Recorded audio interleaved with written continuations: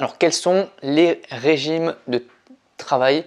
Quels sont les régimes juridiques de travail? En tout cas, il y a 3 régimes qui existent en France qu'on peut travailler, enfin, 3 régimes principaux. Donc, vous avez le premier régime qui est le régime des salariés, ensuite le second, les fonctionnaires et les indépendants. Donc, vous devez retenir qu'il y a bien 3 façons en France de travailler. Le premier, donc, c'est les salariés.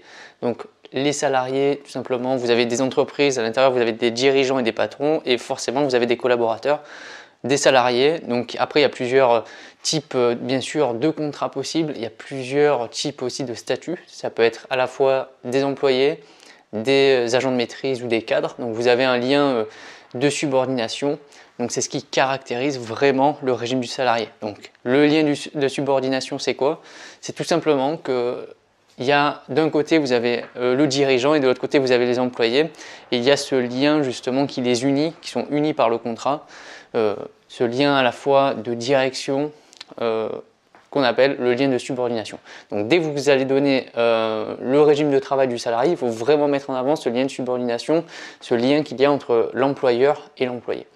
Deuxième régime de travail, c'est pour les fonctionnaires. Donc tout simplement les fonctionnaires ils travaillent pour l'État et ce qu'il faut vraiment retenir c'est qu'ils travaillent dans l'intérêt général. Donc ça c'est la première normalement motivation des fonctionnaires. Une personne qui va dans la fonction publique normalement elle est censée être là pour travailler pour l'intérêt général. Il n'y a pas de recherche de bénéfices, il n'y a pas de recherche de rentabilité financière. Il faut vraiment, c'est vraiment ce qui les caractérise, c'est l'intérêt général, on travaille pour les autres. Troisième régime possible, c'est celui bien sûr des indépendants et des entrepreneurs du coup.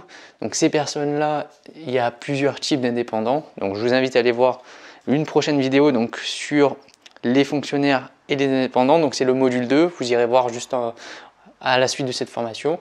Donc ce qui les caractérise évidemment, c'est qu'ils sont à leur compte, donc ils ont leur propre activité. Dans les indépendants, bien sûr, il y a à la fois les indépendants qui sont individuels, qui ont leur propre entreprise, ceux qui sont en société, donc qui sont associés à d'autres entrepreneurs.